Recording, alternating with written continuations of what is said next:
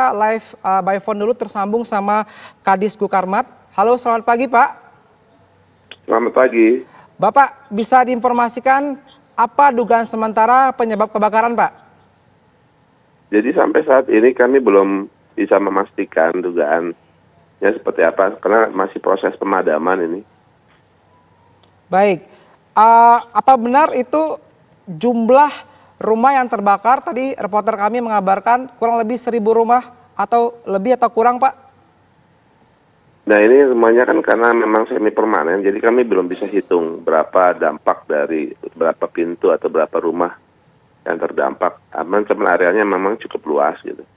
Sampai saat ini kami sudah mengerahkan 34 unit dengan jumlah personil sekitar 170 orang. Pak, jarak berapa meter dari lokasi kebakaran terakhir Pak, lokasi sekarang ini?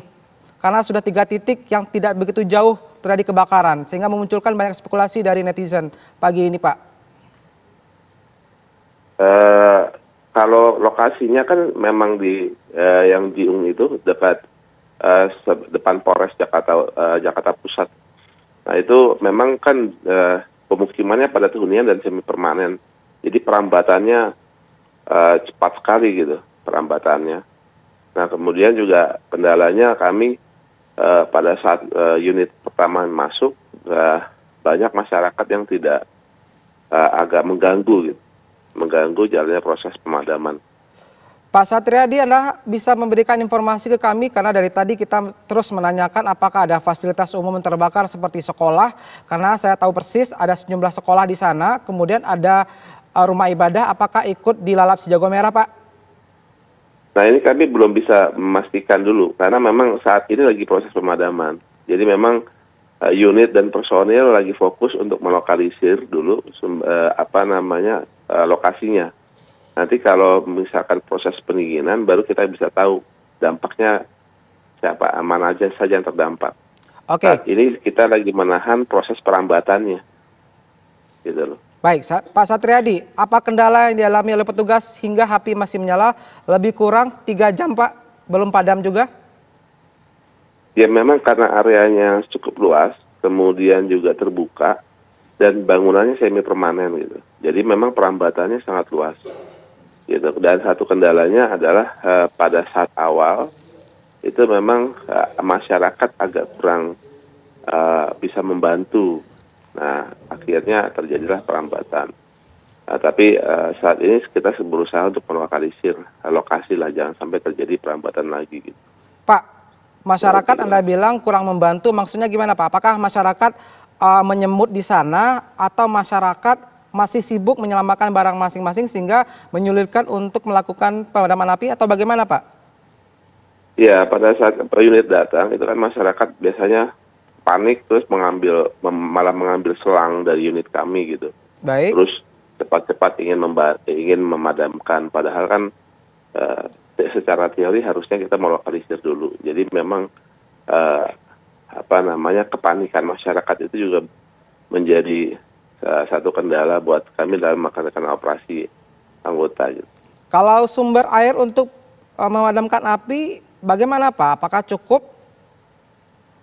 Sementara sumber air masih aman, kita masih memanfaatkan sumber-sumber air dari kali atau dari saluran got-got yang ada. Gitu. Pak, apakah Anda sudah berkoordinasi Pak dengan sejumlah lintas seperti pihak kesehatan? Ada nggak warga yang dibawa ke rumah sakit akibat menghirup asap atau mungkin terluka atau mungkin mengalami kondisi kesehatan yang serius saat kejadian? Jadi kami masih fokus pemadaman nih, Mas. Jadi masih belum tahu jumlah korban totalnya berapa. Tapi memang tadi ada satu orang warga yang kita bawa keluar, kita evakuasi. Di sini sudah ada PMI, sudah ada ambulan, sudah ada BPBD, sudah ada sosial juga sudah ada di lokasi. Pak Satriadi, lebih kurang 34 mobil damkar dikerahkan, apakah masih perlu bantuan dari unit damkar provinsi tetangga Pak? Provinsi tetangga?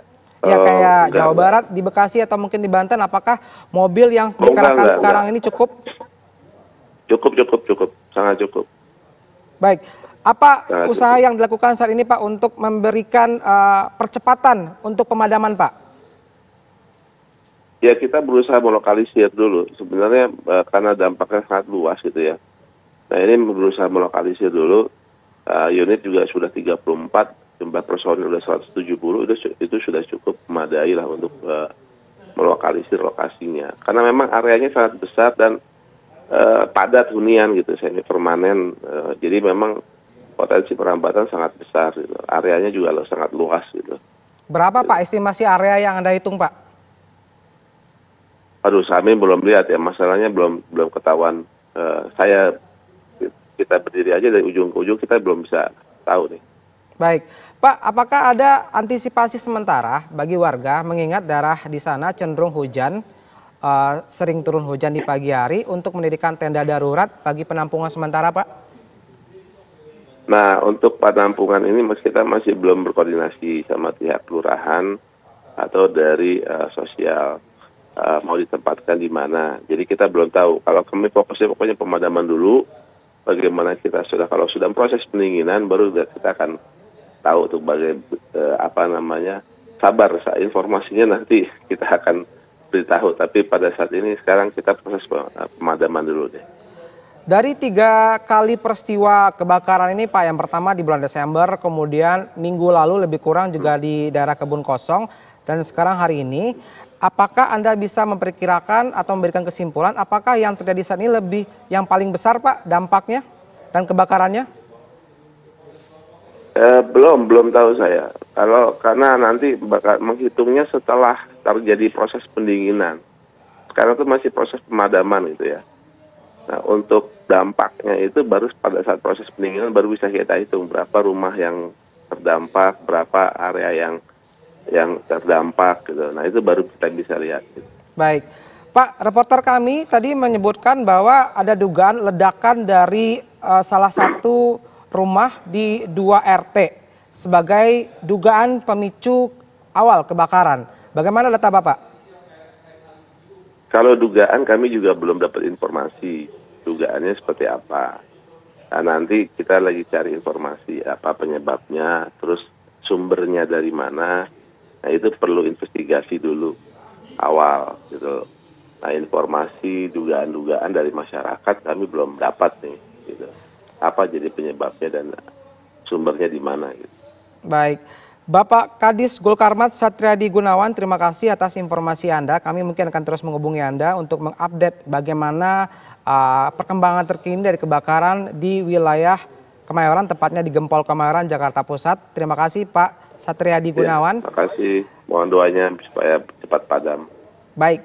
Pemirsa, buat Anda yang baru bergabung, ini adalah gambar kebakaran di wilayah Kemayoran, Gempol Kemayoran, Jakarta Pusat yang terjadi lebih kurang 3 jam yang lalu. Dini hari, dan yang jelas sampai hari ini kita masih menghimpun bagaimana penyebab awal, kemudian jumlah korban, apakah luka-luka ada, meninggal ada, juga masih dikumpulkan oleh pihak terkait. Begitu juga apakah ada fasilitas umum seperti rumah ibadah, pasar, karena di sana saya tahu ada sejumlah titik untuk pasar kaget, kemudian apakah ada rumah ibadah yang terdampak juga masih dikumpulkan oleh petugas terkait dan juga reporter kami. Gambar yang Anda lihat sekarang adalah lokasi di Gempol Kemayoran, karena memang ini merupakan kawasan yang sangat padat penduduk, hampir merata, walaupun tidak semuanya rumah warga di sana terbuat dari bahan kayu semi permanen. Dan ini merupakan peristiwa ketiga ya pemirsa yang terjadi di daerah yang tidak begitu berjauhan di Kemayoran, Jakarta Pusat, di Kecamatan Kemayoran, Jakarta Pusat. Yang pertama Desember 2024, kemudian minggu lalu, dan sekarang dini hari ini juga terjadi kebakaran. Berbagai macam spekulasi yang terjadi, tapi kita menunggu informasi resmi dari aparat terkait apakah penyebab ini benar dari korsleting listrik, kemudian ada ledakan seperti diduga ledakan tabung gas atau tidak.